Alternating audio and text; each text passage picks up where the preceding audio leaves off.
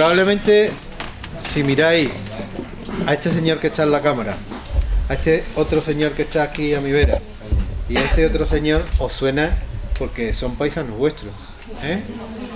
Entonces, aunque Manolo, que ya lo conocéis, va a presentar a nuestro ponente, que es un experto en historia, licenciado en historia, doctor en historia también, ¿verdad? Y muy, vamos a decirle, no solo como profesional, sino también con esa afición que lleva a los que nos gusta la historia, viene a desgranarnos una época desde la Baja Edad Media hasta el siglo XIX aproximadamente, de cosas muy interesantes de nuestro pueblo. Qué orgullo que un polichero venga a hablarnos de nuestra historia, ¿eh? La historia nuestra no solo es eso que a veces vemos en televisión, a veces muy sesgadamente, hablando de los policheros como si fuéramos de la tribu de los arapahoes. No somos de los arapahoes, tenemos nuestra historia encima y debemos estar orgullosos de ella. Y para estar orgullosos hay que conocerla.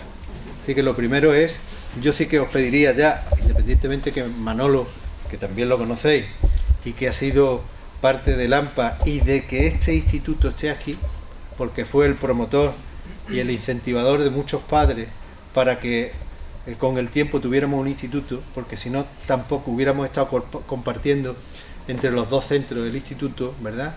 Y hombre, es para nosotros un orgullo. Y justamente ese señor que está ahí tras la cámara, lo conocéis porque ha plasmado muchos retazos de la historia de Puerto Serrano de manera visual, tanto con fotografía como con sus vídeos.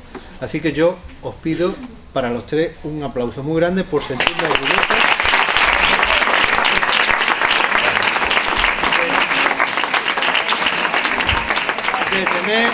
de tener a tres policheros de pro. Y ahora vamos a polichear, es decir, a sentirnos muy policheros y muy a gusto con nuestra localidad y nuestra historia. ¿De acuerdo? Pues damos paso a Manolo. Bueno, yo ya, ¿qué voy a decir? Ya José Antonio ha explicado perfectamente quién es Juan Jesús. Juan Jesús es un amante de la historia, hizo la carrera de la licenciatura de historia y es doctor en historia. Está investigando temas de Puerto Serrano y es el presidente de la Asociación para la Historia de Puerto Serrano. Así que ya sobre las palabras.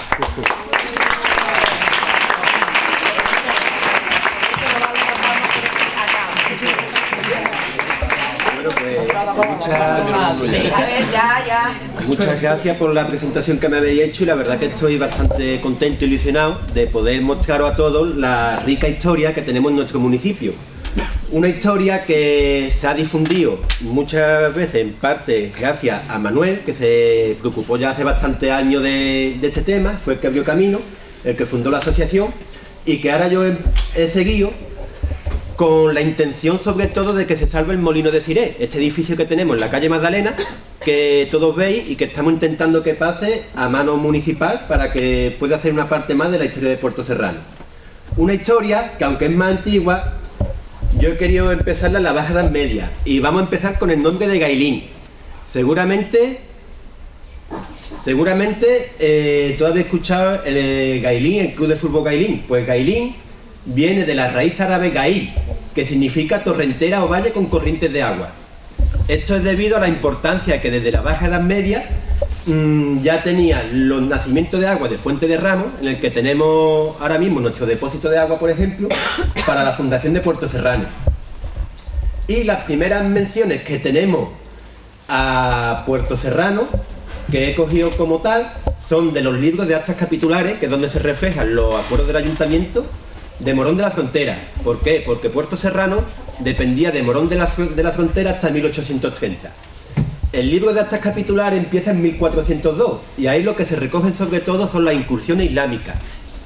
Desde 1240 Morón quedó en manos cristianas y Zahara de la Sierra quedó en manos musulmanas. Las dos conexiones que había, para que lo sepáis, había esta en Toleta, pues el camino de Toleta hacia la Fuente del Arriero, que va a salir a la Nava, eran por donde entraban los musulmanes cuando atacaban la zona de Coripe y la zona de Morón. Y la carretera que tenemos ahora mismo, que pasa aquí por la gasolinera, es la que cogían cuando iban para el Coronil. Así tenemos la primera incursión documentada en nuestro término municipal el 7 de junio de 1402, que asaltaron la zona de Navalhiguera, que está antes de llegar a Coripe, que la veis aquí, Y allí asesinaron a las personas que había, robaron toda la ropa y se volvieron para atrás. Le siguieron el rastro pero no pudieron cogerlo. Porque los musulmanes, cuando atacaban esta zona, tanto los musulmanes hacia los cristianos como los cristianos hacia los musulmanes, las incursiones las hacían de noche, atacaban al amanecer, de noche para que no los vieran, atacaban al amanecer y cuando se iban a dar parte a Morón, ya se habían quitado en medio, se habían largado a Zahara y no podían cogerlo. Y aquí tenemos uno que sí es importante, os voy a decir luego por qué. El asalto que se hizo en el puerto de Orillo el 21 de diciembre de 1404. Esto lo tenemos aquí un poquito más para arriba de donde estamos. Te dice el domingo 21 de diciembre, es que está en castellano antiguo, para que lo sepáis. Año de nacimiento de nuestro Salvador Jesucristo de 1404 años. Entraron en este día entraron moros de Zahara, de a pie y caballo, a término de Morón, y corrieron el campo de Gironda y al Coronil. Como he dicho, desde Zahara cogían la Cañada Real, que está por la actual carretera, y iban hasta el Coronil. Y robaron los bueyes y vacas que hallaron, y mataron a un hombre y un muchacho, y trajeron el mandado a Morón. Y salió el comendador mayor Ferrán Darias, y el comendador de Lares, y el consejo con ellos, y tomaron delantera en Guadalete, y toparon con los moros que le llevaban las piezas, y tiráronsela. Pelearon con ellos encima del puerto de Orillo y mataron hasta 80-90 moros. Y mataron ahí a Pedro González, a Geme, vecino de Morón, e hirieron a otros. Yo, Martín Fernández, escribano. Cuando asaltaban los moros, los musulmanes cogían el ganado, lo robaban todo lo que podía. Eran acciones de rapiña. Cogían todo el ganado, exceptuando el ganado porcino, que lógicamente sabemos que el Islam prohíbe su consumo.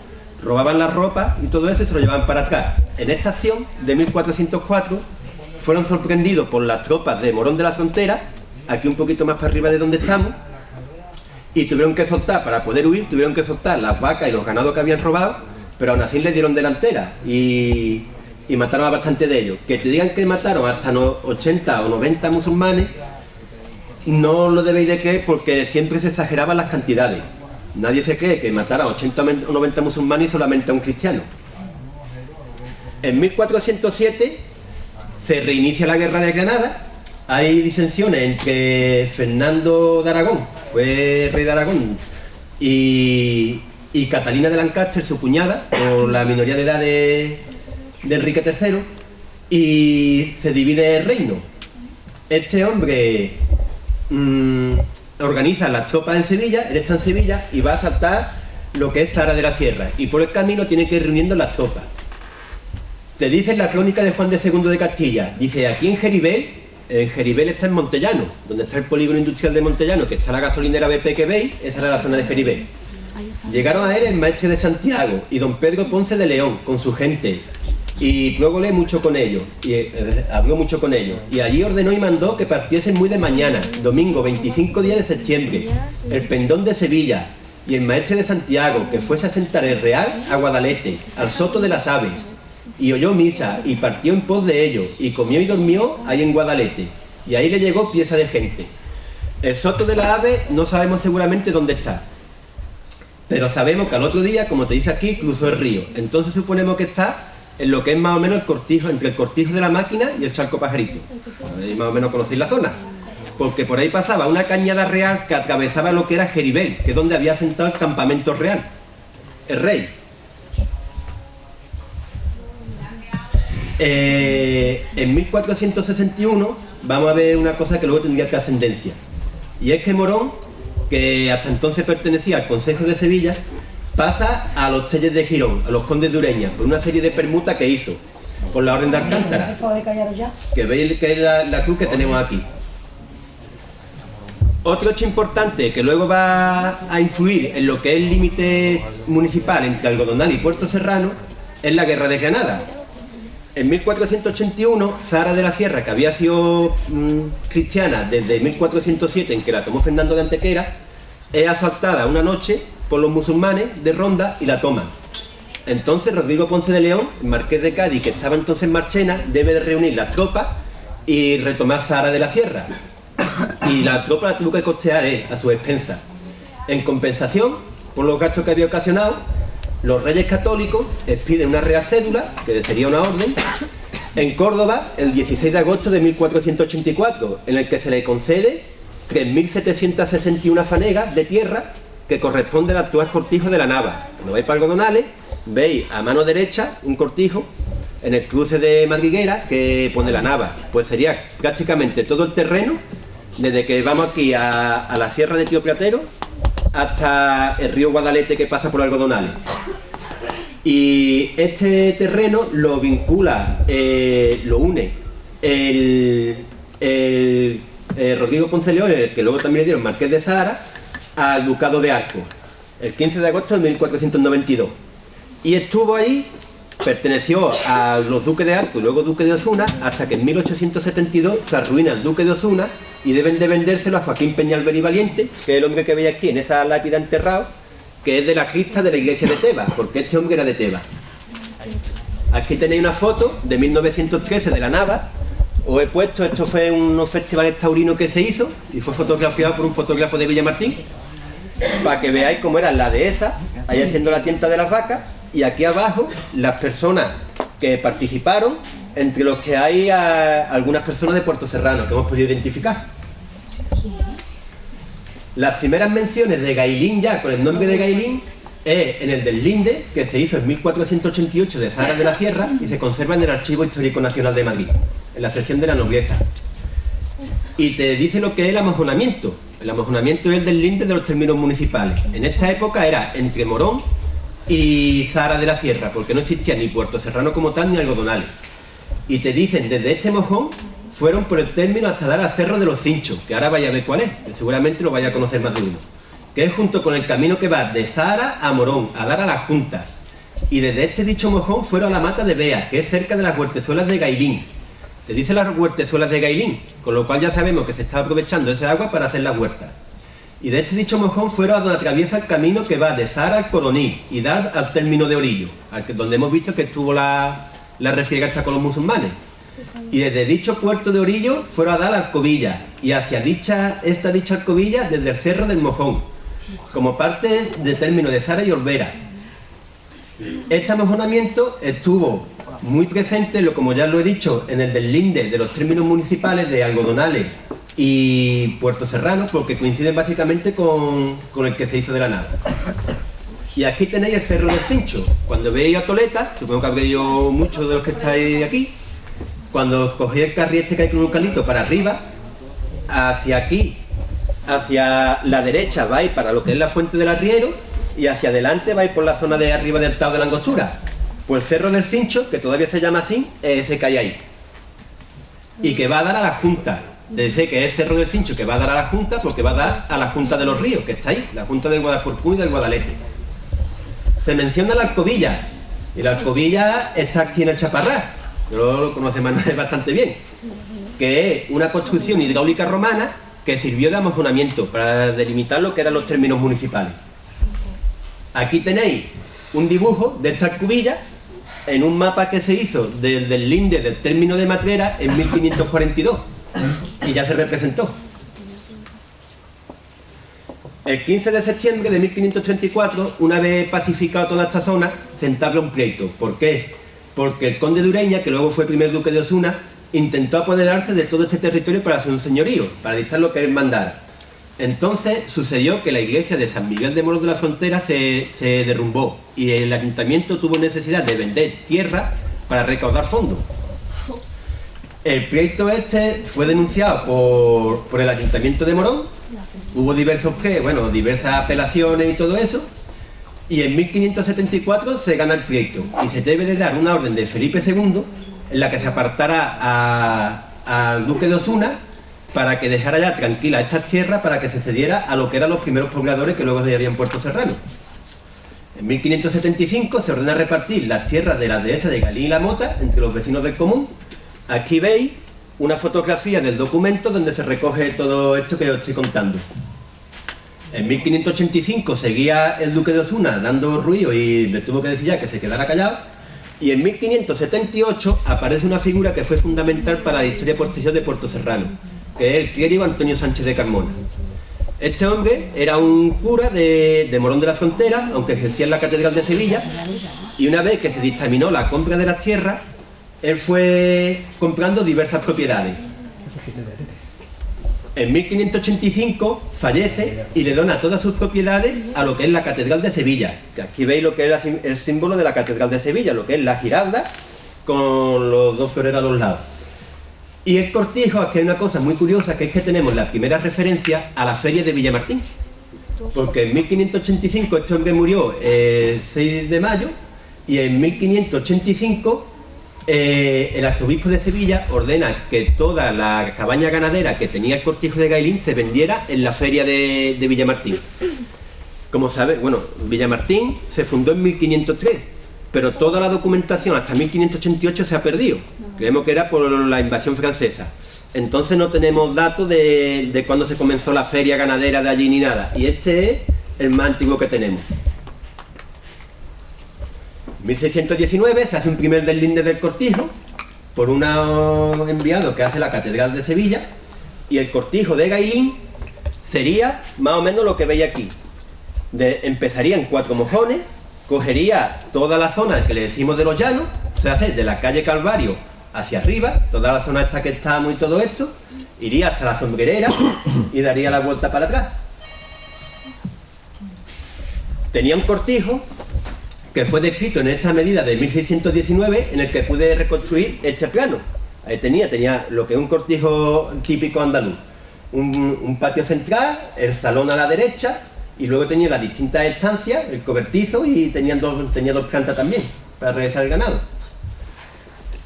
Tenéis la descripción del caserío, que no vamos a pasar, pero es en la descripción la que me he basado para hacer el plano que habéis visto.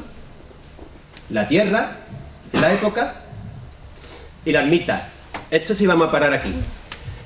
El 22 de abril de 1615, en el Cabildo de Morón, en lo que es la sesión del ayuntamiento, se dice que la antigua ermita de la Magdalena está en bastante mal estado y se pide licencia para hacer una nueva, porque los vecinos que vivían aquí en la zona de Gailín no podían ir a dar misa. Y por eso te dicen que piden licencia para hacer la dicha ermita en un pedazo de tierra pública, a la linde del término del Coronil. La linde del término del Coronil, en esta época, sería, igual que ahora, básicamente desde la salida del pueblo, pero yo creo que era sobre todo desde la calle San Juan para arriba.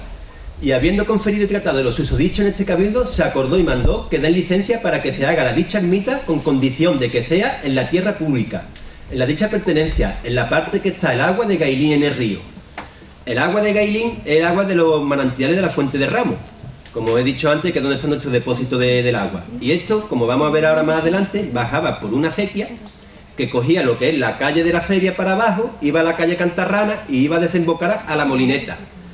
Entonces, ¿qué sitio es el que tenemos cuando le dieron orden de hacer la ermita junto al Coronil y donde desembocaban las aguas de Gailín? El sitio que tiene la actual parroquia de Santa María Magdalena. Aún así, en este deslinde de 1619 se describe otra ermita, que creo que es la ermita que tenemos de la Almendral. La descripción que habéis visto en unos azulejos que pusimos aquí en la ermita, te dice que en un cabo de este cortijo, hacia la parte que linda con el Peñón Bermejo, está una cueva con 10 varas de hueco y 6 de largo, abovedada, donde está un altar y encima una imagen de barro del tamaño natural de una mujer, de Santa María Magdalena. Tiene esta capilla una reja de madera torneada, tiene su frontal y todo aderezo de decir misa con su cáliz. En el testamento de Sánchez de Carmona, de este clérigo que donó el cortijo a la Catedral de Sevilla, que ya os he dicho, dice ya en 1585 que él había labrado una iglesia y tenía su cáliz de plata y ornamento, y donde se decía misa todos los días de fiesta. El Peñón Bermejo, por la descripción de la finca que tenemos desde 1619, estaba en uno de los extremos del cortijo, que sabemos que es la zona que tiene ahora mismo donde está situada la actual ermita de Santa María Magdalena. Y te dice que es una imagen de barro. Al decir una imagen de barro, seguramente será una imagen de terracota. Puede ser una imagen gótica perfectamente. Pero después de esta tenemos constancia de otras imágenes de nuestra patrona. Aquí a la izquierda veis una imagen barroca de madera que se conserva en un domicilio particular de aquí de Puerto Serrano, que estuvo expuesta hasta 1945. Es del estilo de Pedro Roldán y veis, tiene el pelo natural, tal y como se ponía en el siglo XVII. Y es lo que os digo, estuvo hasta 1945 en la parroquia, en que se trajo la imagen actual, que ahora veremos más o menos por qué. Y en 1955 la persona que estaba, que era alcalde de Puerto Serrano, que vio que estaba en mal estado, guardada en una sala que está detrás del altar mayor, decidió llevársela a su casa mientras no le pusiera un sitio adecuado al culto. Y desde entonces está allí y se ha podido preservar porque esta familia la ha cuidado desde entonces. Y a la derecha veis la imagen de Santa de la Hermandad de Montserrat de Sevilla, que también se comenta que otra que estuvo aquí. Yo no, por ahora no tengo prueba de que fuera. No quiere decir que no la sea, sino que por ahora no la tengo. Y como no la tengo, hay tradiciones orales y todo eso, pero como yo no la tengo una prueba documental, pues la verdad que no soy reticente. Pero es mi intención. La actual imagen que tenemos es obra del arte cristiano. Esto es una fábrica de imaginería religiosa que se fundó a finales del siglo XIX en Olot, en Girona, y todavía funciona. A la izquierda veis la Santa María Magdalena de Puerto Serrano y a la derecha la Santa María Magdalena de Cortes de la Frontera, que está pasando Ubrique. Veis que es muy parecida. La diferencia es que la de Cortes tiene la cabeza un poco más levantada y el estampado del manto es un poco distinto, pero por el resto es lo mismo y corresponde al modelo Santa Magdalena A128. Y esta imagen se trajo a Puerto Serrano, aquí tenéis uno de los primeros desfiles, por esa mujer que tenía a la derecha, pues María Luisa Sánchez de Ibargüen-Corbacho. Y eso es motivo de que esta mujer hizo una promesa de que en 1943 el Maqui, que eran los guerrilleros republicanos que quedaron una vez que terminó la guerra civil, secuestraron a su hermano Ramón en la finca Las Posadas, en Prado del Rey. Entonces ella hizo una promesa de que si su hermano salía vivo del secuestro, porque fue un comando del Maqui bastante peligroso, ella compraba una imagen de Santa María Magdalena para Puerto Serrano y otra de San Isidro Labrador para Montellano, porque su madre, María Josefa Troya Uclés, era de Puerto Serrano, que vivía en la casa que están arreglando ahora al lado del Molino de los Troyas, en la calle Magdalena, y su padre, Salvador Sánchez Ibargüen-Corbacho, era de Montellano. Y aparte, ella vestía durante un año el hábito de Fátima, que era cuando en los años 40 estaba en pleno auge lo que era la devoción a la Virgen de Fátima. Y ese es el hábito blanco que viste aquí, en esta fotografía que tiene junto a su marido, que es Manuel Ruiz Crespo. En 1615 se produce la fundación de Puerto Serrano oficial. Yo estaba buscando en las actas capitulares, no lo he conseguido ver. Pero hay unos autos formados a instancia de Alonso Jiménez de Soto y otros de vecinos de la villa y moradores de Gailín, en el juzgado del corregidor Ginés Serrano de Molina, por el que se le pide permiso para labrar unas casas en Puerto Serrano. Aquí tenéis un planito de cómo era Puerto Serrano hacia 1811, levantado por el ejército francés, cuando estaba ocupado por los franceses. En 1633 comienzan los registros parroquiales de Puerto Serrano. El primer libro de bautismo es un abecedario que comienza en 1633. Os digo que es un abecedario porque el primer libro se ha perdido. Lo que tenemos es como el índice, para que os hagáis una idea. El primer matrimonio registrado en Puerto Serrano en la parroquia era el de Alonso Peral y Dominga López. Y la parroquia no aparecerá en los registros de la Catedral de Sevilla con cura beneficiado propio, o sea, con cura al que se le había que pagar un dinero, hasta 1636. Y en el siglo XVII, ¿cómo era nuestra parroquia? Lo primero que tenemos que ver es que en el libro cuarto de bautismo hay una nota manuscrita que te dice que en 1675 se terminó de construir la parroquia, siendo arzobispo de Sevilla el reverendísimo señor Ignacio de Espínola y Guzmán, que es este señor que veis ahí. Este libro comienza en marzo. No sabemos si sería a principios de año o a finales, pero en 1675 se terminó. Y en 1705 tenemos una visita que hizo Joaquín del Sum y Soria, era un visitador eclesiástico que mandaba al arzobispado a ver cómo estaban los pueblos, y te dicen cómo era la parroquia. Os voy a leer el primer fragmento para no alargarlo demasiado. Dice: el 20 de febrero de 1705, por la tarde pasé de esta aldea de Montellano a hacer la visita sacramental de la iglesia de Puerto Serrano, que dista una legua, la cual reconocida ayer ser iglesia bastante bien formada, de una razonable nave. Visité en primer lugar su único sagrario, del altar mayor, que ayer ser sagrario antiguo pero todavía lustroso, conservando el dorado dentro y fuera, y siendo capaz contenía 3 relicarios con el pectoral, todos 3 proporcionados, de mediana capacidad, incluyendo el número de formas correspondientes, y están con el adorno muy bastante de capullos, teniendo el sagrario cortina de vaso encarnado, y la clausura y fiel custodia, cerrándose con llave de plata sobredorada. Para que os hagáis una idea, la iglesia básicamente era, ahora veis las columnas, ¿no? Hay 2 filas de columnas, pues sería la nave central, solamente. quitáis lo que está a la izquierda de una fila de columnas y a la derecha de la otra. Era una nave central, tenía las paredes y los nichos estaban incluidos en la pared. No tenía altares sobresaliendo, exceptuando el altar mayor. La parroquia debía de tener una serie de tierras para que los curas pudieran sustentarse de ellas. Y las primeras donaciones de tierra llegaron incluso antes de que se terminara. La primera donación que hay constancia es del Gailinejo, que eran 40 fanegas de tierra que Francisca González, viuda de Juan Román, le dio el 18 de diciembre de 1651. El Gailinejo, para que lo sepáis, sería la zona de terreno que está ahora el cementerio de Puerto Serrano y lo que es el arroyo del Tejar, hasta llegar al río. Que ahora mismo hay casas ya enfrente del cementerio, pues serían todas esas calles de ahí. La Coscojuela, que decimos la Cucubuela, que está antes de llegar a la ermita, compuesta de 20 fanegas, donada al curato por la parroquia de la parroquia por María González, viuda de Alonso Jiménez Venegas y Botello, el 8 de febrero de 1672. Y aparte tenía una serie de censos de renta que le tienen que pagar las tierras a la iglesia para que se pudiera mantener la iglesia y el cura, como la de la Calerilla o la Huerta Abajo, que es donde está la molineta.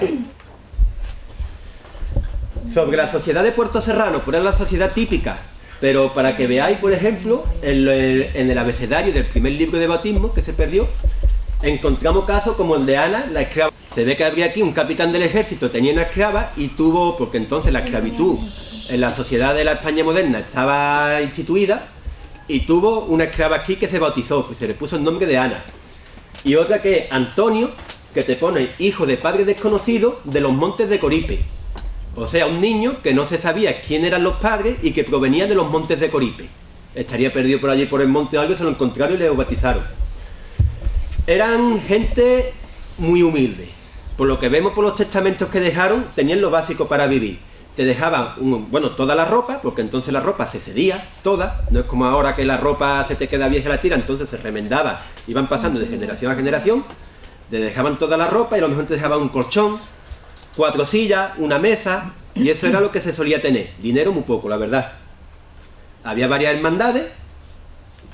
Estaba ya la de la Veracruz y posteriormente estaba la de la Bendita Ánima y la del Sacramento. Y esto es muy curioso. Aquí sabéis que en Semana Santa los nazarenos salen con túnicas moradas. Pues esto es una tradición que en nuestro pueblo tiene ya por lo menos 400 años. ¿Por qué? Porque en 1675 Agustín de Rojas y su mujer Leonor Gómez donó 10 túnicas moradas para la celebración de la Semana Santa a la Hermandad de la Santa Veracruz, con la condición de que ellos lo fueran manteniendo. Aquí veis la molineta, que seguramente todos conocéis, que está por la parte trasera de la iglesia. Este fue el primer molino de pan que se hizo en Puerto Serrano y que fue fundamental para que Puerto Serrano pudiera existir. Como he dicho, las aguas del manantial de Gailín corrían por la calle de la Feria, bajaban por la calle Cantarrana, y ahora veremos, voy a adelantar un poco, se almacenaba donde está la intersección de la calle en medio, donde está la casa de Manolo Díaz, ahí había un depósito, y pasaba a la molineta. Este edificio se pidió autorización para construirlo el 10 de abril de 1635, por Antón Martín. Estáis viendo que muy poquito después de que se hiciera el pueblo. Y lo que veis ahora mismo no es más que el acueducto de un molino de cubo, que esto es una herencia de los musulmanes que se hacía cuando el agua no tenía bastante pendiente para mover lo que era la maquinaria del molino. El agua se hacía el acueducto, el agua venía por arriba, si veis este edificio, se ve todavía el acueducto por arriba, bajaba y con la fuerza de la caída del agua accionaba la maquinaria del molino. Inmediatamente le dio permiso Morón para que se construyera y está en funcionamiento 3 años después, está ya en funcionamiento. Y os digo 3 años después, ¿por qué? Pues aquí tenéis unas imágenes, veis de la parte de abajo del acueducto este que veis de la molineta, es lo que ha quedado, las señales de teja del edificio que estaba, que este estuvo moliendo pan hasta principios del siglo XX. Aquí tenéis otra foto del acueducto, ahora mismo veis 4 ojos solamente, ¿pero por qué? Porque esto se usó como escombrera. No sé si es cierto, a mí me han comentado que tiene 6 ojos. Pero están tapados por los escombros. Y antes de entrar en el acueducto, en la parte inicial había como un templete chiquitito para que no pudiera pasar la gente. ¿Ves? Esto es lo que sería el cubo que daba al molino. Y en 1638 he dicho que ya está en funcionamiento 3 años después, porque Juan de Vallecillo solicitó el 30 de abril permiso al Concejo de Morón para hacer una huerta y regar con el agua que salía del molino, destacando lo beneficioso que sería para todos los vecinos. Y es la huerta abajo. Esto está tomado desde el mirador que tenemos junto a la parroquia y sería todas las tierras que veis desde donde está el eucalipto y donde está esta parte de aquí del cañaveral que hay hacia arriba. Al fondo veis, por ejemplo, la Sierra de Cote, la Sierra de San Pago de la Breña, el Cortijo de la Máquina. En 1678 esta huerta no es suficiente y se decide hacer otra huerta por Bartolomé de Angulo Bohórquez, que era el que tenía arrendado entonces el Cortijo de Gailín. Él te cita al Concejo de Montellano que el objetivo era el abastecimiento de los vecinos de Puerto Serrano, inmediato al sitio, con una población de 100 vecinos, que serían más o menos unas 400 a 500 personas, porque tenéis que ver, en esta época, cuando se habla de vecinos, se habla de cabeza de familia. Entonces tenéis que calcular más o menos unas 5 o 6 personas por familia. Que pasan necesidades, te dicen. Y dicen, se le da permiso, pero con la condición de que si se dejara de labrar la tierra calma, volvería a posición del Concejo y que ni Bartolomé ni su heredero tendrían derechos posesorios sobre ella. Esto era sobre todo para sembrar lo que era árboles frutales. Y es esta otra huerta que veis desde el mismo mirador que tenemos junto a la parroquia. Esto en el siglo XIX era un ejido del común, que era donde los vecinos de Puerto Serrano llevaban a pastar a todos sus animales. Antes las casas pues tenía que si tenían cerdo, que si tenía el que podía tenía un burro, tenía un mulo, pues por la mañana se sacaban por parte de un funcionario del ayuntamiento y se llevaban aquí a guardar los animales y por la noche se llevaban otra vez a sus casas. En 1703 se renueva de por vida otra vez el arrendamiento del Cortijo de Gailín a la familia Angulo Bohórquez y a inicios del siglo XVIII se agranda la finca. Don José Angulo y Topete, caballero de la Orden de San Juan, dona otra huerta de árboles frutales que eran 5 aranzadas y media y está en el sitio que dicen de Puerto Serrano, inmediato al Cortijo de Gailín. ¿Por qué os he puesto la foto de la calle de la Feria? Porque era la zona que es de los llanos de Puerto Serrano. Porque decimos, el que vive en la parte de arriba, como hemos dicho antes, el que vive en la parte de arriba de Puerto Serrano, dice que vive en los llanos. ¿Pero por qué en los llanos? Porque es los llanos de Gailín. El nombre, lo que pasa es que ya se nos ha quedado el nombre de los llanos. En 1725, el cortijo del que os puse un plano está bastante en mal estado y el arrendatario entonces, José Ignacio de Angulo, pide permiso a la Catedral de Sevilla para hacer uno nuevo en el sitio que donde él le decía que era más propicio, junto al Peñón Bermejo, donde hemos dicho que está la parroquia, la ermita actual. ¿Y cuál es el cortijo que hacen? El que conocemos ahora mismo, como el Huerto Milia, Huerto Murillo, que está subiendo hacia la ermita, que le hicieron esta fachada hace unos cuantos años, y es el que pasó a sustituir en 1725 al antiguo cortijo de la Torre. Aquí tenéis un plano de 1759, hecho por Diego Linero, del cortijo de Gailín. Empezaba en la esquina derecha de arriba, en Cuatro Mojones, iba bajando por lo que es la actual carretera, y llegaba aquí, al punto G. Veis abajo, veis la F, y allí hay uno que pone G. Y esto es lo que era el Calvario de Puerto Serrano. Aquí sabéis que está la calle Calvario. Pues la calle Calvario viene del Calvario. ¿Y qué era el Calvario? El Calvario no era más que un altar que se hacía en la salida de los municipios. En 1759 vemos la forma que tiene, que era como una cruz en medio con dos columnitas a los lados. ¿Y por qué he puesto Fray Buenaventura de Ubrique? Porque a inicio del siglo XVIII hubo un fraile capuchino, era una rama de la orden franciscana de Ubrique, que estuvo misionando por todos los pueblos de la Sierra de Cádiz y parte del campo de Gibraltar. Y este hombre, donde iba misionando, iba creando calvarios, era este tipo de altares, y se conserva algunos. En Puerto Serrano no. Este hombre falleció en Olvera, en olor de santidad, que se decía, todo el mundo decía que era santo, y lo tuvieron 2 o 3 días expuesto en Olvera, y todo el mundo pues iba, lo típico cuando eran las reliquias, iba a refregarse con el cadáver, los dejaron sentados, iba a refregarse con el cadáver las estampas y todo eso, hasta que se lo llevaron a Ubrique, que era donde él tenía su convento. Y en Ubrique este convento fue destruido y la sepultura se perdió durante la invasión francesa. Entonces esto es lo que yo he encontrado por ahora, lo que tenemos de la representación del Calvario de Puerto Serrano, que estaba puesta en lo que serían los corrales. Estas hay personas mayores que dicen que todavía lo recuerdan. 1768, Manuel Jiménez del Canto y Morillo, que era escribano, era notario, para que lo entendamos, notario de Villamartín, funda un mayorazgo a favor de su única hija, María del Carmen Jiménez y Venegas, que lo da Carlos III en San Lorenzo del Escorial, y aquí une diversas parcelas de tierra, que es lo que sería la finca de Siré, que está enfrente de la Palmoncilla. Cuando ve para Villamartín, a mano derecha está lo que es la finca de Siré, que entonces se llamaba de la Arena.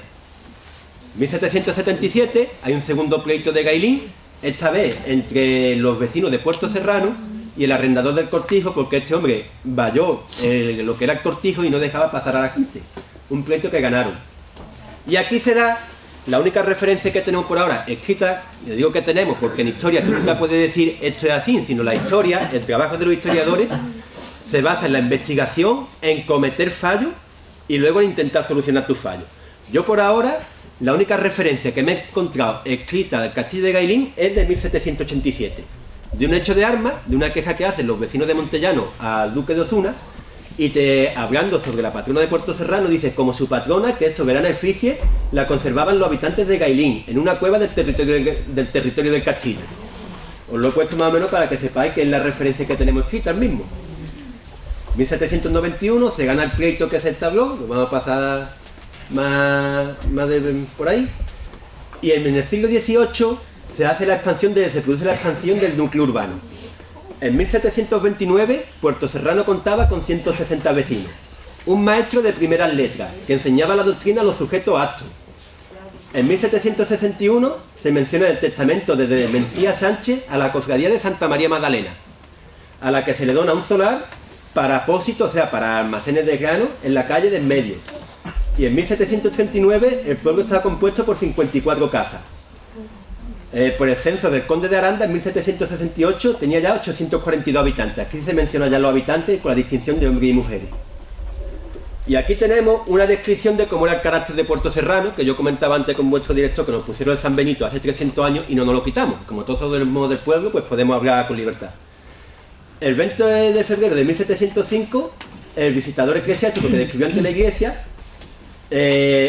dijo que el cura que había aquí, que era Juan de Cueva y Vara, era de verdad Cazón, y cuando describió a los vecinos, dice, en esta aldea de 120 vecinos, la 30 de ellos moran en demás sitios cerca del lugar. Su naturaleza, como la de los de Montellano, es ser broncos, con algo de altivez, o sea, un poquito bruto y orgulloso. Sus caudales son muy cortos, no teníamos un duro, sembrando sus peujares siempre con tierra ajena, que arrienda. Y estos, como los de Montellano, necesitan todos de ganar jornal para mantenerse, yendo a trabajar a Utrera y otros pueblos convecinos. No hay en ellos cosa especial cerca del escándalo, ni cosa pecaminosa con alguna nota de censura, ni tampoco hubo capacidad en los cortos medios de la fábrica para prevenir cosa alguna. O sea, la descripción nos pusieron ya San Benito de un poquito bruto, orgulloso, y sin un duro, y que tenían que irse a emigrar a los pueblos vecinos para poder ganarse el pan, más o menos como ahora, no hemos cambiado demasiado como nos veía. Había dos ermitas, teníamos ya en uso la de ermita de San Pedro, que está en el actual cortijo de San Pedro, sabéis que está por la carretera de Coripe antes de llegar al cruce con la de Montellano, que esta ya estaba en funcionamiento en 1629 y en 1723 estaba en franca decadencia, y la ermita de la Gloria, que estaba en términos de algodonales, que en 1804 ya estaba abandonada y se intentó arrendar sus tierras, pero no se pudieron porque fue una serie de problemas legales. 1780 y 1790 se produce, en 1790 se había construido lo que era la casa de la Huerta Abajo. Cuando habéis venido a la Molineta, cogéis la calle Extramuro, que entonces se llamaba Camino de la Fuente de Agua Dulce, y se hizo una casa de la huerta, que es lo que te dice, la huerta que está dentro del pueblo, se halla con una casa labrada, sus paredes de mampostería y sus cubiertas con pitaco. El pitaco es las pitas, ¿sabéis lo que es el pitaco, no? Las pitas es fruto que echa en medio. Y bayunco, de forma que dichas cacerías están cumplidas en sus obras conforme corresponde al vitalicio. Esta descripción la hizo Fernando de Rosales, que era el arquitecto de la Catedral de Sevilla, en este último tercio del siglo XVIII. Y este hombre, igual que aprovechó para ver cortijo de Gailín, fue el que se encargó de la reforma de nuestra parroquia, que cogió el aspecto que tiene ahora. Aquí veis a mano derecha lo que es la factura de extracción de las columnas. Y a mano izquierda el gasto de la saca de cantería para construir el campanario que tenemos hoy en día. La columna te dice que se trajo en 17 carretas, porque si contáis todas las columnas, más los biseles hacen 18 piezas, más las piezas menores de mármol que hay, entonces hacen las 17 carretas. Y se pagaron 13 peonadas a los carreteros para que lo trajeran. Si tenemos una media de unos 20 kilómetros, vamos, esto no es seguro, de unos 20 kilómetros más o menos diarios en el transcurrir de la carreta, nos sale unos 300 kilómetros de distancia. Con lo cual nos sale una cantera que hay, la Sierra de Huelva, que es la que suministraba en esta época los mármoles a la Catedral de Sevilla, entre ellos el mismo tipo de mármol, el que está en los órganos de Sevilla. Y aquí tenéis una foto de la columna y a microscopio de la microfauna que tiene en la columna inserta y que ya describió Antonio Polé en 1901. Veis que ahí hay un fósil de una monita y de un caracolito. Ahí en el centro se ve los restos de fósiles, pues esos son los que tienen las columnas de nuestra parroquia. Porque el mármol, a fin de cuentas, es una caliza. Aquí tenéis una foto que aproveché, que nos están arreglando la fachada, y le hice una foto para que se vea cómo es en bruto, con la técnica constructiva, esto de insertar sillares y ladrillo, es típico de esta época de finales del siglo XVIII. La parroquia tenía una espadaña neoclásica, si la veis aquí, que ya no la tiene. Esta foto, ¿ves? Aquí se ve una espadaña, luego la vais a ver mejor. Y aquí también. Esta foto es de la década de 1925, con lo cual se desarrolló sobre 1930. El Cristo de la Buena Muerte, coincidiendo con la restauración de la parroquia, llega a lo que es el Cristo de la Buena Muerte, que este año, junto a José Manuel Moreno Arana, un doctor en Historia del Arte, se consiguió identificar como autoría de Juan Bautista Patrone y Cuartín, que era un imaginero sevillano, era genovés, trabajaba en Sevilla en la intersección del siglo XVIII al siglo XIX. Previamente, seguramente, el que teníamos era este de izquierda, que se sacó emparedado hace un par de años, que se quemó y todo, y este creemos que es gótico tardío.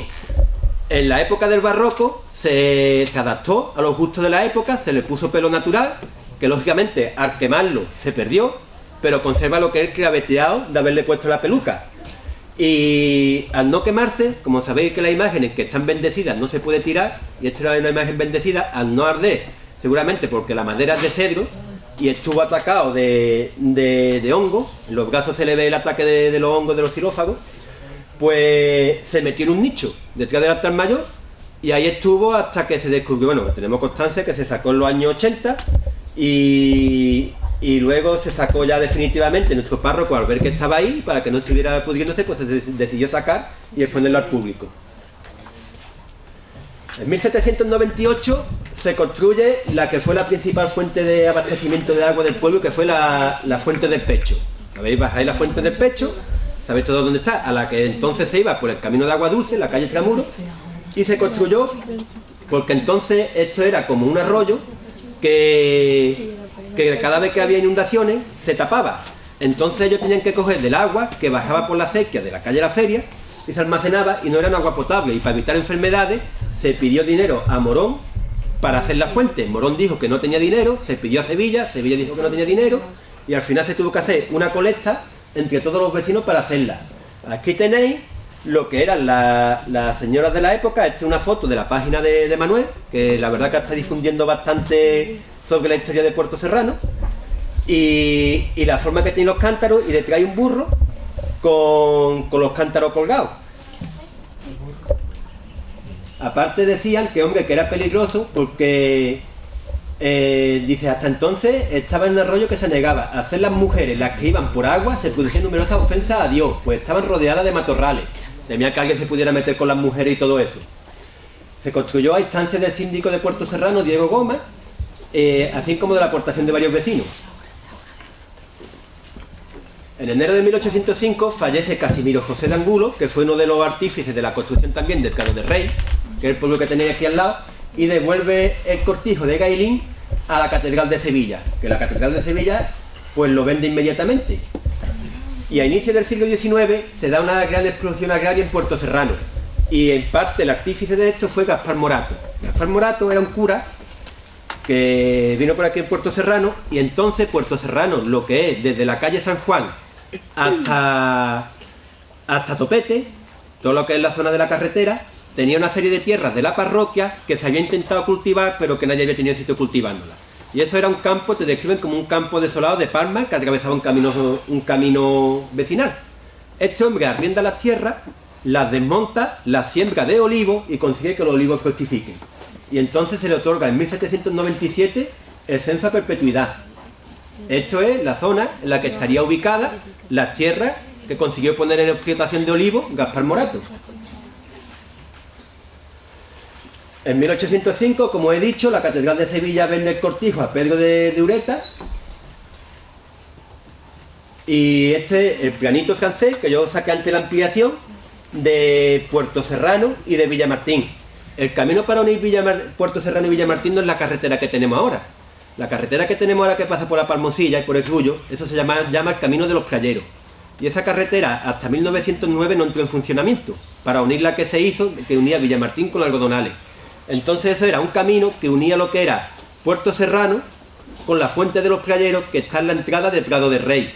Y el camino para unirnos con Villamartín era la carretera del Rullo, que sabéis que es esta que sale de la venta el Pico para allá, y que está toda hecha polvo ahora. Ese es el camino tradicional y que es el que se muestra en este plano francés.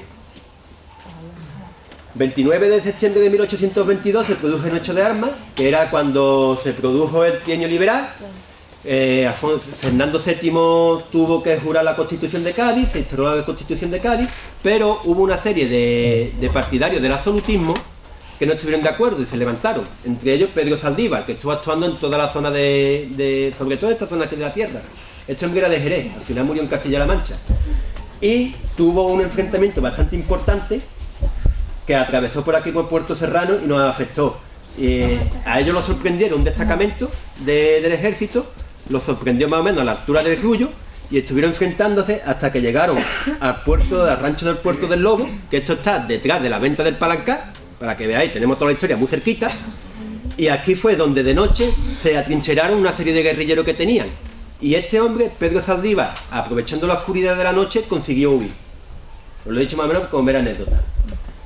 En 1826 ya está en funcionamiento la fuente del Pecho, seguía el agua de Gailín bajando por la sequía y almacenándose aquí, en la sequía que estaba junto en la intersección de la calle en medio con la calle Cantarrana, que por eso se llama calle Cantarrana, porque estaba la rana de la sequía que pasaba por ahí. ¿Y qué pasa? Que Pedro de Ureta le ordena al arrendatario que tenía entonces, que era Manuel Poley, le ordena que corte el suministro de agua. El agua de Gailín se dejaba correr desde la puesta hasta la salida del sol. Se llenaba el depósito y por la mañana abrían el depósito y se molía la harina, se molía el trigo en el molino de la molineta. Al cortar el agua de Gailín no trabajaba ni el molino, que era el único que suministraba pan a Puerto Serrano entonces, harina, ni se podía regar la huerta abajo. Se entabla un pleito la Catedral de Sevilla y este hombre, ¿veis? Aquí tenéis un planito de 1893 del Instituto Topográfico Nacional, para que veáis, no sé si se distingue, pero en azul pone los nacimientos de agua de la Fuente de Ramos, que es lo que está al lado de la huerta de Don Francisco y donde tenemos el depósito de agua. Discurría por aquí el agua, por una sequía de tierra, cruzaba el término municipal e iba a parar a la molineta. Lo teníais pintado en azul. El pleito lo ganan los propietarios del cortijo, pero al final llega a un acuerdo con el pueblo de que es que le dan agua, porque el pueblo, aparte de para moler, necesitaba esta agua para hacer las obras también. Ellos iban a la acequia y cogían el agua para hacer las distintas construcciones, porque en Puerto Serrano no había pozos. Pero le dan el agua, pero siempre teniendo constancia de que no tenían obligación de dársela, que se la daban de forma voluntaria, y que en el momento que ellos quisieran cortarle, usar todo el agua del cortijo para el cortijo, la cortaban. Puerto Serrano se independiza brevemente en 1820, durante el trienio liberal, aplicando la Constitución de Cádiz de 1812. Cuando vuelve al gobierno Fernando VII, en la década ominosa, la llamada década ominosa, se echa para atrás toda la legislación que se aprobó y Puerto Serrano vuelve a perder la independencia. Y en 1835 definitivamente se independiza. En 1845 se comisiona a Basilio Peñalver, que luego sería el jefe político, que es el gobernador, para que deslinde el término de Puerto Serrano y Morón. Y Basilio Peñalver y Cuenca, este hombre que veis aquí. En 1840 ya nos vamos acercando a lo que es Molino de Ciré, para que veáis un retazo solamente de su historia. Antonio Topete y Peñalver, poseedor del vínculo y mayorazgo que había fundado Manuel Jiménez del Canto, ya se había abolido lo que eran los señoríos y los mayorazgos, pues vende una parte a Cristóbal Martel López y Fernando Ramos Romero, que eran vecinos de Puerto Serrano. Y este Fernando Ramos Romero construye un primer molino para moler la aceituna que ellos habían plantado en el cortijo de Ciré, junto a la posada de la calle de la Iglesia, que estaba en Puerto Serrano. Pero ¿por qué os pongo aquí el molino de Bastián? Que todavía ido por la vía verde, y antes de entrar en los túneles, cuando pasáis el Indiano, veis este molino a mano derecha. Porque este molino, un molino hidráulico, también era propiedad de Fernando Ramos Romero. Y aquí os quiero incidir también la importancia que tuvo para Puerto Serrano lo que son los molinos hidráulicos del Guadalete. Tenemos, el molino de Carrero, que ese ya no existía, ese no lo habéis conocido, que estaba junto al puente de hierro, el molino del Indiano, el molino de Erihuelo, estaba muy mal, el molino del Algarrobo o molino de Sebastián, que es este que tenemos aquí, luego tenemos el molino de Bachiller y ahí subiendo. Esto fue muy importante para la independencia de Puerto Serrano porque, si os fijáis, según subimos para arriba, están todos en la margen izquierda del Guadalete. Y Morón se quiso reservar esta parte del término municipal para tener control de lo que era la molienda de la harina. Aquí tenéis la posada de la calle de la Iglesia. Hasta 1818, lo que veis en Molino de Ciré, lo que sería desde la puerta, según estáis de frente, desde la puerta hacia la derecha, todo lo que son las ventanas, sería la posada de la calle de la Iglesia. Que si veis, en este, no he puesto una ampliación, pero la podría haber traído, en este azulejo que tenéis pone Virgen de la Guía, año de 1767. Esta posada había sido de Antonio Romero Pío, y hacia 1818 se la vendió a María Antonia Ramírez. Y tenemos constancia de varios viajeros ingleses, bueno, de un par de ellos, que pasaron por aquí en 1844. Y esto lo voy a leer porque nos describe cómo era un poco la posada y cómo era nuestro antepasado. En 1844 pasa Samuel Edward Whittington, un capitán inglés, y este hombre iba de Utrera a Ronda. En su libro, España y los españoles, menciona: atravesamos un hermoso campo que alternaba tierras de maíz y bosque. Entonces es curioso porque había muchos maizales. Más que trigo, te describe campos de maíz.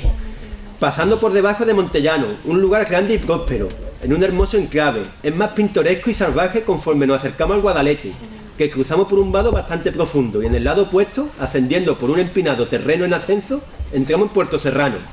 Y aquí nos describe cómo era nuestro pueblo. Dice: este es un pueblo rezagado, en su mayoría de casas nuevas, con buena apariencia a la distancia, pero había una posada regular y solo una venta sin alojamiento. El pueblo, sin embargo, fue muy cortés y prometió hacer todo lo posible para alojarme. Limpiar una especie de pequeño almacén que estaba lleno con los sabrosos artículos que se guardan en estos lugares, muchos de ellos dejando un olor considerable. Y cuando se terminó y se hizo la cama, me recordó lo que se llama la habitación del estado del capitán, a bordo de un barco mercante. El dormir en este lugar era totalmente contrario a mi intención, y yo había planeado adelantarme a una de las aldeas de la serranía, como se ha mencionado anteriormente. Pero el guía me había desconcertado por completo, y habría sido el colmo de la locura ser ignorado en la región que ahora tengo delante. Te dice, para que veáis, esto es muy curioso, uno de los oficios que había aquí. Mientras estaba en la puerta, un poco después del anochecer, hablando con la gente allí reunida, uno de ellos vio una luz a cierta distancia y llamó a la persona que la llevaba, con la intención de que pasara por allí. Cuando llegó, no me sorprendió un poco encontrarme provisto de una parte y té y café, que vendía ya preparado. Había una especie de urna dividida, el pueblo no tenía luz, entonces este hombre en la mochilita que llevaba con las bebidas, llevaba una luz para que se le viera por la noche. Había una especie de urna dividida en dos partes, una para cada clase de bebida y calentada por un pequeño horno de carbón debajo. En la parte superior había una bandeja en la que había tazas con agua para enjuagarla después de que se usaran, y el conjunto estaba rematado por una linterna que servía de protección al portador y para advertir a sus acompañantes de su aproximación. así como para ayudarle a beber sus pociones. La máquina era de zinc, de una mano de obra notablemente buena, y aunque en una ciudad hubiera suscitado poca atención, me sorprendió y complació mucho ver el adelanto de la civilización en este rudimentario país donde se exhibía. Esto es una ilustración de cómo sería este aparato, que sabemos que uno de nuestros antepasados se dedicaba a ganarse la vida vendiendo el café y el té por la calle de Puerto Serrano. Y este hombre, William George Clark, en 1849 también nos visitó. Es uno de los mayores expertos en la obra de Shakespeare, pero este escapó bastante mal el pobre. Este hombre hacía el camino contrario, venía desde Ronda. Y al llegar a Puerto Serrano, se llegaron sobre las 1 de la tarde, en 1850, sobre una tormenta que le pilló, y dice, debe estar a casi 8 leguas de Ronda, y por desgraciado que parezca el lugar, me alejé de descansar y refugiarme en cualquier condición. Nos dice de nuestro pueblo, este hombre nos pone muy mal, porque vaya a ver ahora por qué. Consiste en una larga y miserable calle de tugurios de barro. Los que dicen que eran casas más o menos aparentes eran buenas, este dice que eran tugurios de barro, rodeado por un pantano llano y sin árboles. Todo tiene un aspecto escuálido y desolado, y la posada es como la de todo lo demás. Sin embargo, la pobre gente hizo todo lo posible para aliviar mis necesidades, y pronto me senté en su único taburete, justo dentro de la puerta abierta, disfrutando de una mezcla muy apetecible de huevos y tomate. Se centró dentro de lo que es ahora mismo lo que es el Molino Ciré, en el pasillo que tiene de entrada. Ya os voy a terminar, tranquilo. Un grupo de muchachos harapientos se salieron al camino y observaron mis actos con mucho interés. Y probablemente con envidia. Sabemos, los niños estaban bastante mal vestidos.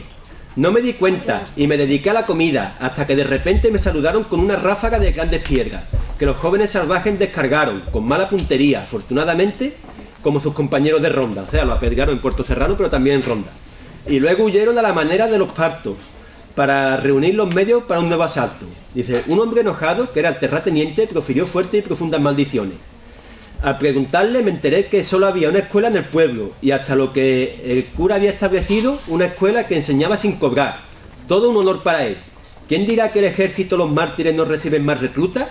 Es cierto que la persecución ya no tiene ningún homosexual para quemar, pero no es menos mártir el que muere diariamente por una buena causa.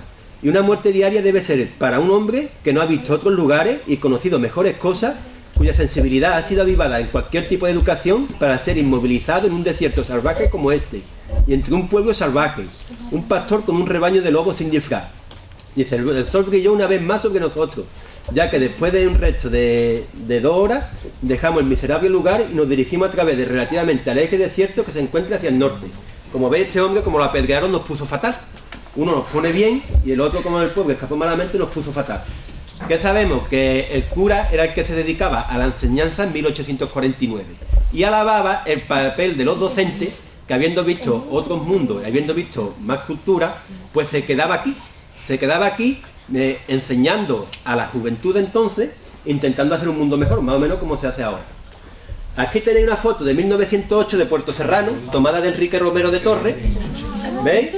Y veis, cuando dije que era un llano con un pantano, pues os lo he puesto porque es lo que sería el llano y las casas al fondo, con la montura que había a principios del siglo XIX, típica.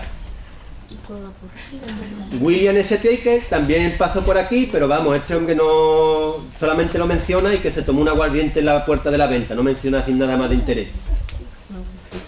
Y en 1855 es cuando Ramón Cires de Moya compra lo que es la finca de la Arena con el molino que había construido Fernando Ramos Romero y la posada de la iglesia. Esta escritura la tenéis ahí en la mesa de atrás. Os he traído una escritura de la época para que la veáis, son originales. Sí, cuando salgáis la veis sin tocar, si es posible. Y una lápida que tiene una historia también. Este hombre era el administrador del duque de Ahumada. Todos sabéis que el duque de Ahumada era el fundador de la Guardia Civil. El duque de Ahumada, el primer cargo que tuvo era alférez mayor de Villamartín, y una familia muy vinculada a Villamartín, y aquí tenía yo lo que era la propiedad de Rosalejo. En Villamartín aparte tenía la posada del León de Oro y varias casas. Y el 4 de abril de 1856, que es el documento que os dejáis abierto para que lo veáis el original, este hombre, Ramón Cires, como veis abajo la firma, solicita al ayuntamiento que le den 2 varas o 2 varas y media de terreno, que sería más o menos 1,5 metros de terreno público en dirección a la parroquia, para cuadrar la edificación del molino. Y él se comprometía a comprar, conocéis la placita donde está la parroquia, por un lado la torre de la parroquia y en otro lado la torre del molino. Él se comprometía a comprar unas casitas que había allí derruidas y construir la torre de contrapeso del molino, porque el molino entonces la aceituna se monturaba con 2 vigas y haciendo presión enfrente de la parroquia, para hermosear lo que era Puerto Serrano y que quedara, como es hasta ahora, símbolo de Puerto Serrano. Como yo digo, símbolo de Puerto Serrano son las 2 torres que tenemos. Aquí tenéis la superficie del molino en 1863, tenía 2 piedras, 2 vigas, los 10 almacenes de aceite y una descripción. Aquí tenéis, ya son fotografías del molino, una imagen de la boda de María Josefa Troyauqué y Salvador Sánchez Barbón Corbacho, que hemos mencionado antes. Al fondo se ve la espadaña renacentista que tenía neoclásica que tenía la parroquia arriba y que ya no se encuentra. Aquí tenéis una imagen del cementerio antiguo. El cementerio estaba anejo a la parroquia. Lo que tenéis que saber es que más o menos hasta la década de 1820 todo el mundo quería enterrarse dentro de la iglesia. Cuanto mayor era tu poder económico, más cerca te enterrabas del altar mayor y más cerca estabas de Dios. Y los que no podían, pues se enterraba en los sitios aledaños. Entonces toda la zona que ahora es el Telecruz, que decimos, eso era lo que era el cementerio de Puerto Serrano. Aquí tenéis otra fotografía, también del molino y la parroquia al fondo. Se ve ahí, en este piquito, la espadaña que tenía la parroquia, que ya no se conserva. Una foto de los años 70, ya sin la espadaña superior. Una imagen aérea. Esto es, este año, no sé si sabéis, que conseguimos llevar una proposición no de ley al Parlamento de Andalucía para salvar lo que es este edificio. Y desde entonces, junto con el Ayuntamiento de Puerto Serrano, estamos intentando que este edificio se quede para Puerto Serrano. ¿Con qué intención? Pues primero para preservar la identidad de nuestro pueblo, y luego tenemos muchos proyectos. Tenemos proyectos de un museo, porque conserva la maquinaria del aceite. Tenemos proyectos, se barajó incluso hasta instituto, vamos, están en fase muy preliminar, pero si cumpliera incluso hasta que el director hasta un instituto para que se diera bachillerato y no tuvieran que irse los chavales fuera, porque el edificio reúne las condiciones para hacerlo. Muchísimos proyectos, la cosa es que lo podamos coger. Y como veis, ya se están hundiendo los techos. ¿Ves? Aquí veis un buquete que hay hundido, este techo de aquí también está hundido, y ahí estamos. No es un proceso fácil, pero llevamos ya con él un tiempo. Una parte interior de los almacenes de aceite. Esto está tomado desde la ventana que se abre muchas veces de la puerta. Veis lo que son las arcadas y todas las tapaderas, estas que veis en el suelo, blancas, debajo de cada una hay una tinaja de unos 2 metros, 2 metros y medio, para almacenar el aceite. Aquí tenéis de Ramón Siré, el constructor. No he podido localizar fotografías, sí, de su mujer, que la veis a la izquierda, María Dolores Jiménez Pajarero y Ferrera, y de su hija, María Josefa Siré Jiménez Pajarero, a la derecha, que son las que heredaron el molino en 1864 a la muerte de Ramón Siré. Este hombre murió de un ataque de apoplejía y murió sin hacer testamento. Entonces las posesiones se dividieron entre su mujer y su hija. Que esta mujer, la de la derecha, es la madre del niño, que vais a ver la lápida ahí, que también tiene su historia. El niño murió de tuberculosis y ella murió al mes y algo. 1867 se subasta el cortijo de Gailín y fue cuando ya se dejó en ruina, que posteriormente se sacaron los cantos para hacer el actual cementerio de Puerto Serrano. Y nada, os he dado un pequeño indicio de la historia de Puerto Serrano, y siempre me gusta terminar con esta foto, una fotografía que realizó Michael Defleck Noack, un alemán que trabajó en el Instituto Arqueológico Alemán de Madrid.